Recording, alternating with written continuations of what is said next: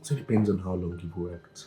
One of your current question normally we ask is how do you be yourself at work without um, losing yourself? So there's this common story. It's a pattern at work where a smart kid is employed and he or she starts working, and after a while, smart energy will look forward to them changing things.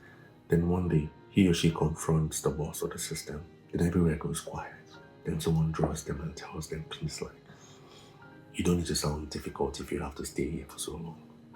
It's like everything you've read about the company flashes in your face. And normally, they're saying the truth. So something wrong normally would happen after this. Someone said that kid has no agency because they won't listen.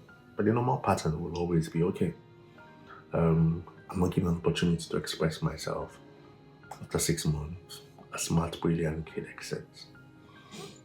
Now, I don't have a problem with the organization being toxic and labeled toxic, but this is where I have a problem most times. For how long will you keep calling organizations toxic? And you keep bailing out and escaping and running? Because that's what I call it. It's like I keep saying, you must understand what your role is at work. Sometimes your role is to come into a place and change the system. Changing the system doesn't mean confront. Your ability to understand the place you work in and influence quietly is the best kind of influence. Meaning, what if I told you, Charles, get into that workplace, I'm giving you $1 million. Your goal is to make sure everyone in that workplace gets the money and does this project. Typical example, and you come into a place and you're sharing the money. You won't share that money because I asked you to share the money. You would share the money with the intention that they understand what it is. Because my KPI will be to you. If you're able to make them understand what this money is, then that's when I reward you. And that's how most of us should come into work.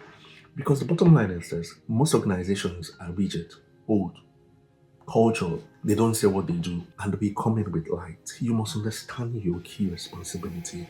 Your key role at work is to come in and change the system, not by force, or come in to be a light.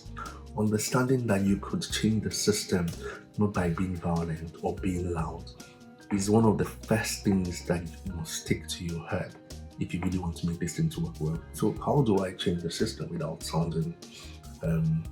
How do I change the system without being rude or without imposing myself? There is quiet. There is quiet leadership. See, the way it works is that your value should be more imposing than your voice. Let me say that again. Your value should be more imposing than your voice. There are people at workplaces that we completely know what they stand for. They don't raise their voices. They say it quietly and they get results. And they're able to build a portfolio of not falling into that trap. So that's what your role is. Your role is not to leave every workplace because they are toxic and they don't give you an opportunity. Your role is to understand the system and be the lights. Yes.